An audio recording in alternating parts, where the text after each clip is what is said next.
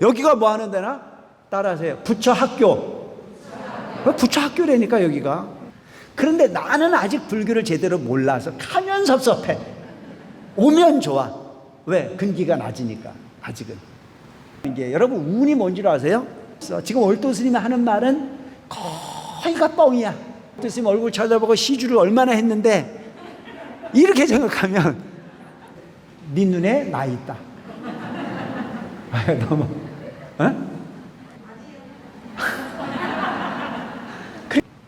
바로 지혜라고 하는 부분. 그래서 지혜라고 하는 부분이 쌓여서 인류를 이익되게 할 수 있는 부분. 그래서 지식과 지혜는 구분할 필요가 있습니다.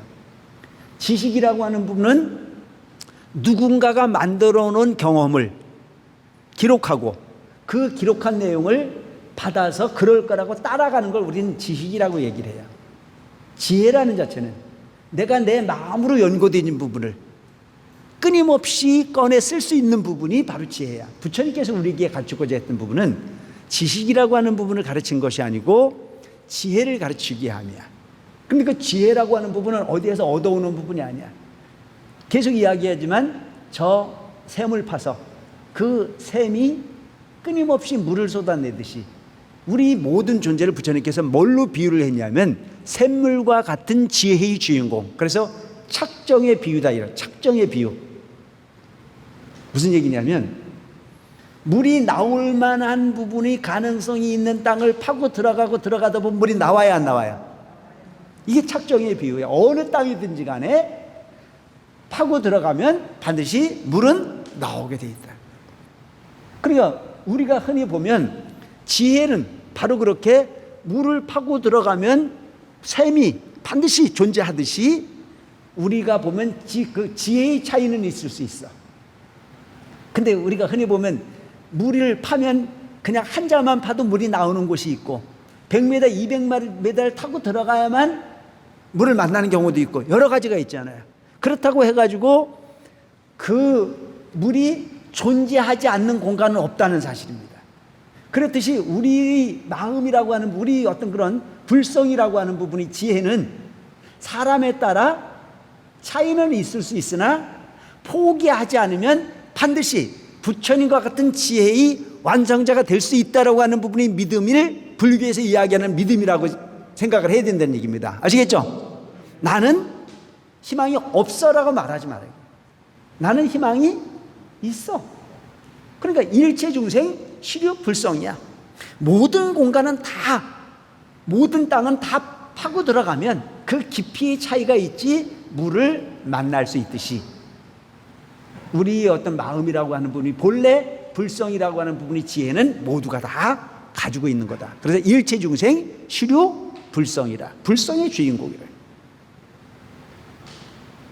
그래서 그 불성의 주인공인 우리들이 그 부분을 샘물을 만나서 지혜로움의 샘물을 만났을 때까지 파는 것 자체가 우리가 가야 될 목적지인데 여기서 우리가 흔히 지금 강조하고 있는 부분은 뭐냐면 그 샘물을 보지 못하고도 샘을 만난 것처럼 착각하면 그거는 내가 볼 때는 아상. 그야말로 증산만자래. 증산만자. 여기서 얘기하면 증산만자. 알지 못하면서 아는 것 같은 이게 가장 큰 죄야. 그래서 여러분 우리부터는 이제 지금부터는 우리가 법화경 공부를 했으니까 어떻게 해야 되느냐? 모르면 모른다. 알면 보면 봤다. 못 봤으면 못 봤다. 가장 어리석은 건 뭐냐면 저는 그걸 본 일이 없는데 평가리에게 서가지고 그냥 줏대도 없이 따라다니는 사람이 너무 많아요. 이게 내가 볼 땐 깝깝한 일이야. 예를 들어서 제가 어느 지역에 주지를 했어요. 그 주지를 하는데 주지 살다 보면 스님의 입장에서는 10손가락 깨물어서 안 아픈 손가락이 있을까 없을까? 아, 있을까 없을까? 여러분들이 날 보면 알잖아. 딴 건 다 걷어치우고 날 보면 알잖아. 내가 지금 이 원흥사에 와가지고 이유 없이 그냥 원흥사 문 안에만 들어오면 다 반가워해 안 해? 아니, 대답을 안 해. 내가 그분들이 나한테 뭐 눈깔 사탕을 주고 뭐 하는 거 없어. 그냥 그 누군가가 그냥 이 원흥사를 쳐다보고 미소만 짓고 지내가도 내가 행복해. 저 밖에, 요 금바깥에 지내가는 사람이 원흥사 고개도 안 돌리고 그냥 가면 내가 섭섭한데, 그래도 고개라도 한번 돌리고 가면 내가 마음이 고마워져. 그 정도로 나는 10손가락 깨물어서 안 아픈 손가락이 없을 정도로 모든 신도가 귀해. 법회 인원이 단 한 사람이라도 더 오면 행복해. 그게 내 마음이에요. 솔직한 마음이. 그런데 문제는 가끔은 감자 통가리에 썩은 감자가 들어있거나 고구마 통가리에 썩은 고구마가 들어있으면 그 썩은 감자가 또 다른 감자를 썩게 하기 때문에 가끔은 그 썩은 감자를 골라낼 때는 스님 입장에서는 그 썩은 게 아까워 안 아까워? 아까워. 근데 아깝지만 버려야 돼 안 버려야 돼? 버려야 돼. 이게 스님의 애로사항이야. 근데 그게 썩은 게 썩은 짓을 하고 있기 때문에 너는 또 다른 부분을 더 썩게 할 수 있을 것 같아서 분류하고 골라내면 그게 갈 때 그냥 안 가고 꼭 이를 갈고 가. 지가 썩었다는 생각을 전혀 하지 않아. 내가 이 단체에 도움이 되지 않는 행동을 했다는 생각을 하지 않아. 그리고 꼭 너가 이런 부분이 문제가 있으니 이 사고를 바꿔라. 그리고 이 단체가 훼손되지 않도록 룰을 지켜라. 이렇게 경고해주고 그 부분의 환경을 환기시켜주기 위해서 해주는 부분도 그걸 고맙게 받아들이기보다는 거의 칼을 갈고 가요. 그러면 그 당시에 이유가 그렇게 충분히 있어서 그렇게 분위기를 만들 수밖에 없었던 상황을 뒤에 온 놈은 알아 몰라? 몰라. 그런데 앞에 있는 사람 중에서도 내가 하는 행동을 여러 가지 평가를 해. 아, 스님이 맞아 라고 평가하는 사람도 있고, 스님이 왜 저러실까 라고 하는 생각도 할 수 있겠지. 하지만 한 가지만 알면 돼. 스님 입장에서는 모든 신도 단 한 사람이라도 불씨심을 일으켜 절에 들어오는 사람이 있거든. 그분 한 분들을 업어주고 싶을 정도로 고마운 분들이고, 그분들이 잘못되어지는 부분을 너무 마음 아파하는 것은 당연한 이치라 이거예요. 여기에 편가르기 할 일이 하나도 없어.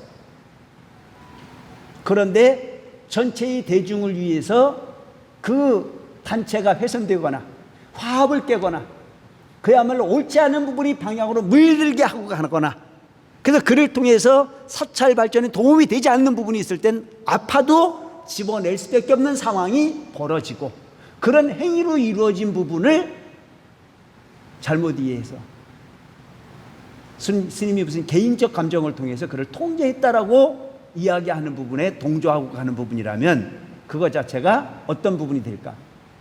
한 부분도 알지 못하면서 편가르기의 중심에서 본인도 모르는 순간에 어마어마한 업장의 주인공이 된다는 사실도 우리가 알고 갈 필요가 있다. 이게 뭔 이치냐? 무명이라 이거죠. 알지 못하는 부분을 만들어진 재근이라고 하는 거예요. 재근. 내가 지금 재를 설명하는 걸 전번 시간에도 재를 설명했던 걸 지금도 설명을 하고 있는 거예요. 그래서 어떻게 세상을 봐야 되느냐? 밝은 시각으로 지혜로서 세상을 볼 수 있는 부분이 안목을 갖춰라. 이 세상의 모든 어머니가 자식을 미워하는 어머니는 없어요.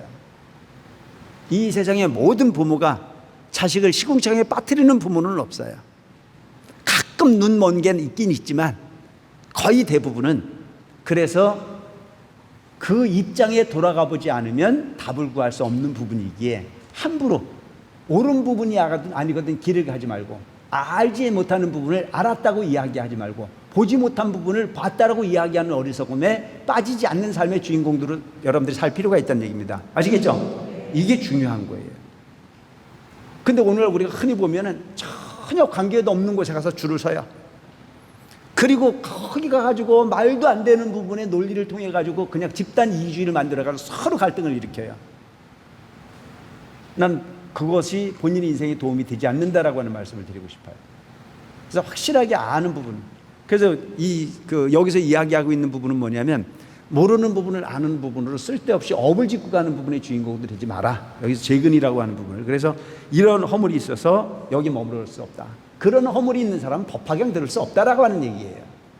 그래서 조금 아까도 얘기했지만 못 보고 봤다고 하는 부분이나 모르면서 알았다고 하는 부분이나 알면서도 모른다라고 속물을 떨지 말아야 돼. 봤으면 봤다고 말하고 알면 알다고 말하는 게 말하는 거지. 맞는 거지. 알면서도 또 모르는 척 하잖아요. 살아있으면서도 죽은 척 하잖아요. 살아있으면 살았다고 얘기하고 죽었으면 죽었다고 말하는 게 맞지. 죽은 놈은 말을 못한다 사실은. 그러니까 그렇게 겉과 속이 같아야 된다. 여러분 불자면 반드시 어떤 이익을 도모하기 위해서 술수를 부리지 말고 그냥 진실을 이야기할 수 있는 부분이 삶의 철학으로 가져가는 게 어떻게 보면 불교일 수 있어요. 중생의 이익에 도모하지 말고 그냥 있는 그대로 보고 있는 그대로 말하고 있는 그대로 느낀 대로 갈 수 있는 부분이 마음으로 가라. 그게 가장 이상적 부분의 삶일 수 있다. 세존께서는 묵묵히 굳이 말씀하지 않으셨습니다. 이게 무슨 얘기예요? 5천 명이 퇴석을 했어. 그 5천 명이 퇴석을 했는데 나 같으면요 부처님하고 나하고 좀 다른 게 있어요. 난 여기서 강의하다가 몇 명만 나가도 속이 쓰려요. 너무 속을 빨리 보이나 내가? 법회를 하고 있는데 누가 중간에 이렇게 나가면 괜히 가슴이 철렁 내려앉아요.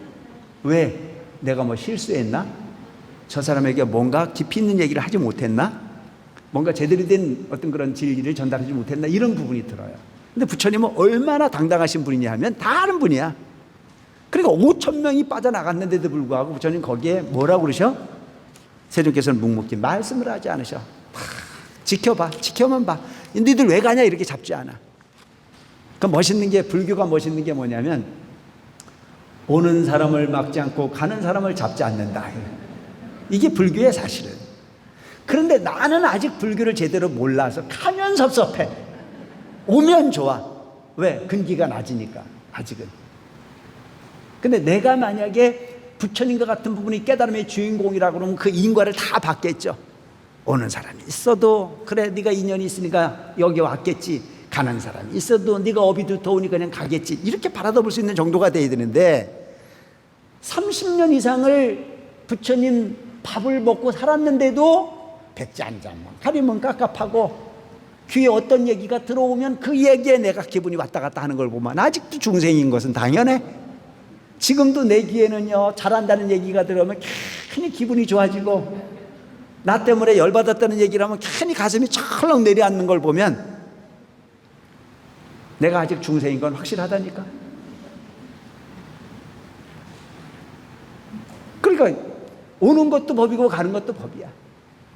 그 있는 그대로 볼 수 있는 그와 같은 부분이 능력 정도는 돼야 되는데 세월은 가는데 알아지는 부분은 없더라. 부처님께서는 이렇게 5천 명이 퇴석을 하고 5천 명이라고 하는 어마어마한 숫자가 딱 부처님 그 도량에 쫙 정자를 하고 있다가 일어서 나가. 근데 부처님 거기에서 전혀 마음을 쓰지 않아. 그때 부처님께서 사리불에게 이르셨습니다. 뭐라고 이르셨느냐? 나의 지금 이 해중에는 당신이 중심에 대해서 법상에 다 앉아 계시는데 그 수많은 대중이 앉아있다가 5천 명이 떨어져 나갔어. 그러니까 거기다 대고 지금 이 중에 그 5천 명이 나가고 난 이후에 나의 지금 이 해중에는 지업이 없고 순수한 정실만 있느니라. 지업, 곁가지는 없다 이거예요. 쓸데없이 쭉정이로 매달려 있는 열매는 없어. 뭐만 정실, 아주 튼실한 완벽한 열매만 있어. 그 열매는 따가지고 심으면 또 열매가 달릴 수 있는 완벽한. 그래 여러분 농사를 지면 농사를 짓잖아요. 농사를 짓고 나면 그 다음 해에 씨를 심으려면 어떤 것을 보관을 합니까? 알곡, 정실만 갖다 보관을 하지. 정실. 그러니까 쭉쟁이는 갖다 심어봐도 하나도 안 달려.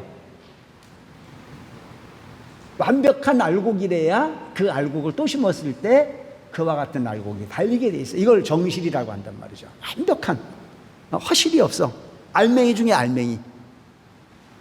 이걸 정실이라는, 정실만 남았다. 지금 이 자리에 앉아 있는 사람은 이제 우리끼리 이제 얘기를 하면 바로 그거야. 지금 이 자리에 앉아 있는 분들은 정실이야. 근데 조금 있다가 조금 전에 간 사람 있잖아요. 누구라고 말 안 하네. 그거 다 알았어. 법화경 옛날에 다 들었는데 뭐. 물론 사연은 여러 가지가 있겠지만 어쨌든 어떤 이유를 통해서든지 간에 그거 10번을 들어도 100번을 들어도 들을 수 있는 기회가 있으면 내 기회로 삼는 사람이 지혜로운 사람이야 사실은. 왜? 참 똑같은 이야기인데도 불구하고 어느 때에 듣는 거에 따라서 감정이 좀 달라지지 않나요? 저는 그렇던데요. 똑같은 얘기를 누구가 듣느냐에 따라 다르고 어디서 들었느냐에 따라 다르고 어느 때에 들었느냐에 따라 다르더라고요. 바로 그런 부분이에요. 그러니까 정실, 내가 지금 어떤 환경이 있어도 부처님 진리를 받아들이는 부분에 짠 생각은 없어. 오직 거기에 그 수준이 되는 사람만 앉아있다. 사리부라, 이같이 거만한 무리는 물러가길 잘했다. 누가 거만한 사람들이야? 물러간 사람들 5,000명. 이게 근데 여기서 보면 거만이라 그랬잖아요. 거만. 여기서 왜 거만이라 그랬을까요? 그들은 진실이 아니었어. 정실이 아니었어. 완벽한 알곡이 아니었어. 완벽하게 깨달은 게 아니었고 완벽하게 아는 게 아니었어. 그런데 본인들은 그동안 성문영각 보살이 삼승의 가르침을 통해서 다 알았다는 생각을 했어. 이제 부처님하고 동격이다. 이걸 불교에서는 뭐라고 얘기하냐? 증산만자. 알지 못하면서 알았다는 생각. 근데 여러분 사실을 보면 우리가 이렇게 살아보면 그렇잖아요. 사람이 꽉 찬 사람은요 절대 거만하지 않아요. 우리 집에 왜 왔냐고 하는 놈은요 참 띨띨한 놈이에요. 우리 집에 사람이 많이 오면 좋지. 근데 옛날에도 보면 꼭 들떨어진 게 어느 애가 놀러가면 우리 집에 오지 말라고 문 닫는 놈 있어 없어? 그게 좀 들떨어진 게 그러지. 아니 우리 절에 우리 원흥사에 사막사 신도들이 원흥사 사막사 신도들이 아니면 저기 봉금사 신도들이 아니면 저 진해 해장사 신도들이 오면 고마워 안 고마워? 고마워. 그분들 오면 그냥 안 가. 내가 다 알아. 오면 올수록 이 도량은 부처님이 정법 도량이 되는 거예요. 사람 사는 집에 사람이 많이 와야 그게 운이야. 운이라는 게. 여러분 운이 뭔지 아세요? 사람 마음이 운이에요. 사람이 오고 싶은 부분이 환경을 만드는 것 자체가 바로 우리가 해야 될 일입니다. 아시겠어요? 옛날 이대중정신께서 하신 말씀이 그 말씀이에요. 운을 주세요라고 오는 사람이 많았어. 큰 스님 이렇게 칭견하다 보면 나는 그게 뭔지도 몰랐는데 보살님들이 오면 소원이 뭐냐 그러면 큰 스님 운을 주세요. 근데 그 운이 뭔지를 내가 몰랐거든. 그러니까 한번 내가 큰 스님 전에 여쭈었어. 아니 사람들이 와서 큰 스님 전에 운을 달라고 그러는데 그 운이 뭐가 운입니까? 라고 여쭈었더니 큰 스님께서 하시는 말씀이 사람 마음이 운이다. 여러분 복이요 사람 마음으로 얻으면 복은 저절로 오게 돼 있습니다. 사람 사는 집에 사람이 문전성시를 이루면 그 집은 반드시 흥하게 돼 있어요. 사람 사는 집에 폐쇄를 시켜버리면 절대 그 집은 복이 없어. 요즘은 내 집에 절대 사람 못 오게 하잖아. 우리 안방에 들어오지 말고 어디서 만나야 돼? 커피숍에서 만나. 게스트룸에서 만나. 요즘 아파트 잘 지어놓고 나면요 사람 청소하기 싫다고 못 들어오게 하고 사람 만나려면 시어머니도 어디서 만나? 게스트룸에 가서 만나. 참 보면 그게 복받을 일일까 이거예요. 아니에요. 사람 사는 집에 사람 오는 부분을 항상 즐겁게 받아줄 수 있는 여러분들이 해줘야 되고 특히 우리 절만큼은 사람이 오는 부분에 즐거움을 그래서 여기에 왔다 간 사람은 어떤 이유로 왔든지 간에 온 사람이 기분 좋게 해줄 수 있는 의무가 여러분들에게 있다는 사실을 꼭 잊지 마시기 바랍니다. 아시겠죠? 이게 우리 모두의 의무여야 되는 거예요. 간부들 몇 명의 일이 아니야. 모든 사람들이 그렇게 해줘야 절이 절다워질 수 있고 가피 있는 절이 될 수 있다라고 하는 얘기죠. 얘기 나왔으니까 옛날 얘기 한번 하면 저 강원도 행성에 내가 첫 주지이거든요. 첫 주지. 강원도 행성 관계사를 내가 첫 주지를 했어요. 이대중정 스님 계실 때 주지 임명을 받았죠. 임명장을 좀 빨리 받은 편이에요. 행자 떨어지자마자 임명장을 주시더라고요. 그래서 가자마자 절을 짓기 시작을 했어요. 근데 그 마을 이름이 어떤 이름이 뭐냐면 입성리예요. 입성리. 설립자, 돌석자. 돌이 서 있는 마을이에요. 선돌마을이라고 부르기도 해요. 근데 우리 절 앞에 그 선돌마을이라고 하는 마을에 돌이 하나 서 있었는데 그 돌이 서 있는 그 터에 만석지기가 살았다는, 만석지기. 그래서 그 돌이 서 있는 것 때문에 그 돌로 인해서 마을 지명이 만들어졌어요. 한글로 풀면 선돌마을이고 돌이 서 있다라고 하는 마을이고, 한자로 쓰면 입성리야, 설립자의 돌석자. 근데 그 입성리의 그 바위에 원래 갓이 하나 써져 있었다는 거야. 그 돌이 갓을 쓰고 있었던 거죠. 근데 그 집이 만석지기 집안이었는데 어느 가난한 며느리가 그 집으로 시집으로 왔어요. 처음 시집으로 와서 보니까 너무너무 부잣집이어서 너무너무 좋았어. 근데 그 부잣집에는 손님이 많이 올까요, 안 올까요? 에? 부잣집에 손님만 오는 건 당연해요. 여러분들이 절살림 사면서 음식하기 싫어서, 사람 많이 오는 거 싫어서, 뭐 준비하기 싫어서 행사 다 그만두자고 이야기하는 사람이 있거든. 그 사람 절에 나오지 말아야 돼. 간발 자격 없어요. 내 생각은 그래. 절에 사람이 많이 오지 못하게 하면 절은 망하는 거야. 부처님이 이 어마어마한 도량을 왜 만들었는데? 일체중생의 마음을 보태서 일체중생의 마음을 부처로 만들어주기 위해서 지금 여기 앉아있는 거라고. 여기가 뭐 하는 데나? 따라하세요. 부처학교. 부처학교라니까 여기가. 부처를 배우는 곳이야. 그러면 여기서 아까 내게 있듯이 착정의 비유, 샘을 파면 어디든지 물이 나오듯이 일체중생의 마음이라고 하는 부분에 지혜의 샘을 다 갖고 있어. 포기하지 않으면 그 물을 만내.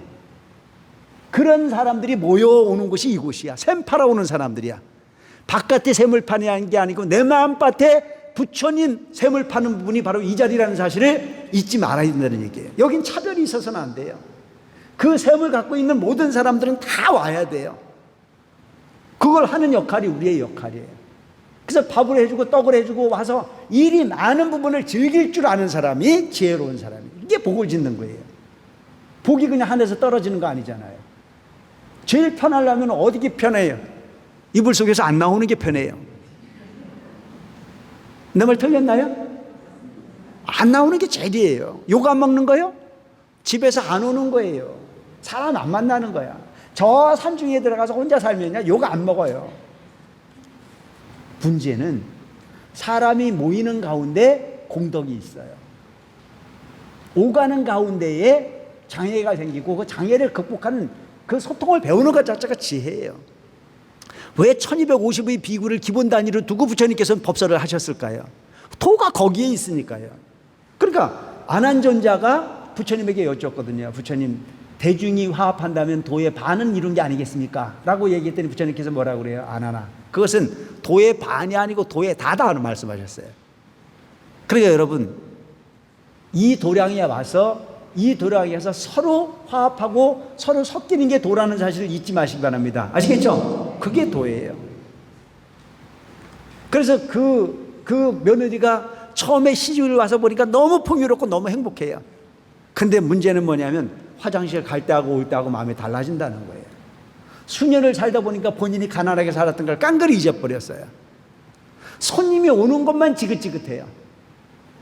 그래서 너무너무 손님이 오는 거에 지긋지긋해. 왜? 손님 많이 오니까 그 집 며느리는 뭐 해야 돼? 맨날 설거지 해야 되잖아요. 그 지긋지긋해서 제발 좀 손님이 안 왔으면 좋겠다. 어느 날 스님이 그 마을에 탁발을 나오셨다는 거예요.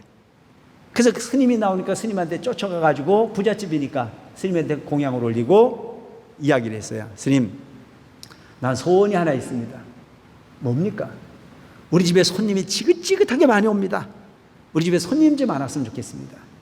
그 스님이 뭐라고 가르쳐주냐면, 손님이 오는 게 좋습니다. 손님이 많은 게 부자에 되는 이유고, 손님이 많이 와야만 이 집에 공덕이 생기고 복을 유지해 갈 수 있습니다. 그러니까 이 며느리가 거기다 뭐라고 그러냐면, 알지를 못하면은 말을 하지 말든가. 꼭 그렇게 얘기하는 사람 많아요. 스님한테 와가지고 꼭 뭐 궁금해서 물으러 오면 제가 좋은 걸 가르쳐주지 나쁜 걸 가르쳐주지 않잖아요. 그래서 기도 열심히 하지 마음을 기도 이렇게 하시고 마음을 이렇게 쓰십시오라고 얘기를 하면 고개를 갸우뚱하고 가요. 아, 오늘 잘못 왔다 이거예요. 꼭 거기다 대고 뭘 가르쳐줘야 되냐면 천도제 지내세요. 뭐 이렇게 하세요. 돈을 많이 쓸 수 있는 걸 가르치면 그때는 또 뭔가 한 가지 이렇게 가슴에 얹은 것처럼 하고 가고, 너무 쉬운 걸 가르쳐주면 그거를 답이라고 가르쳐주느냐고 가고. 그러니까 이래도 병이고 저래도 병인 거예요. 왜? 중생 마음에 병이 들어있으니 그 병을 치유할 수가 없죠. 뭔 말인지 아시겠습니까? 매사는 답은 본인이 가지고 있는 거지 상대가 가지고 있는 거 아니에요. 좋은 걸 가르쳐주면 좋은 걸 받아들이면 내게 되는데, 그것을 의심으로 받아들이면 하나도 될 수 있는 부분이 없다라고 하는 얘기를 하는 거죠. 그래서 그 스님이 좋은 걸 가르쳐줬는데도 그 며느리는 스님이 알지를 못하니까 별 희한한 소리를 다 가르쳐준다고. 그러니까 스님이, 그러면 당신이 그렇게 원한다면 당신 집이 별로 좋은 결과가 안 만들어지는 부분이긴 하지만 그렇게 원한다면 내가 가르쳐주겠다. 뭡니까? 갓을 쓰고 있는 갓바위, 잎석 서 있는 돌에 갓을 내려놓고 나면 그 다음부터는 손님이 뚝 끊어질 거다. 그걸 가르쳐줬어요. 그러니까 이 며느리가 아랫사람들을 시켜서 갓을 내려놨어요. 그로부터 손님이 뚝 끊어져 가지고 지금까지도 한 놈도 안 온대잖아요. 그게 여러분 얼마나 무서운 건지 몰라요. 그러니까 사람이 흥하게 하는 부분을 우리가 항상 받아들여야 되는데, 그걸 긍정적으로 받아들이지 않으면 오는 복도 차버릴 수 있는 부분이라 이거죠. 오는 복도. 그러니까 여러분, 정실이라고 하는 부분 가장 중요한 부분이에요. 내가 알고 가는 부분에 대해서는 의심하지 말아야 되고, 사람이 오는 부분을 복이라고 생각해라. 내 집에 사람 많이 오는 부분을 즐겨하는 것 자체가 가장 큰 공덕이다. 그래서 여러분, 오늘부터는 집에 가셔가지고 우리 집에 놀러 오라고 하는 얘기를 좀 자연스럽게 할 수 있는 여러분들이 되시기 바랍니다. 아시겠죠? 되도록이면 누구를 불러야 돼요? 누구를? 기도하는 사람 많이 부르세요. 아, 좋아요. 만나서 부처님 이야기하면 그 집에 공덕이 돼요. 옛날에 일이 안 됐을 때는, 대루사님 계실 때는요, 집집마다 돌아가 다니면서 기도를 하셨어요. 집집마다. 그 집에 운이 달라졌어요.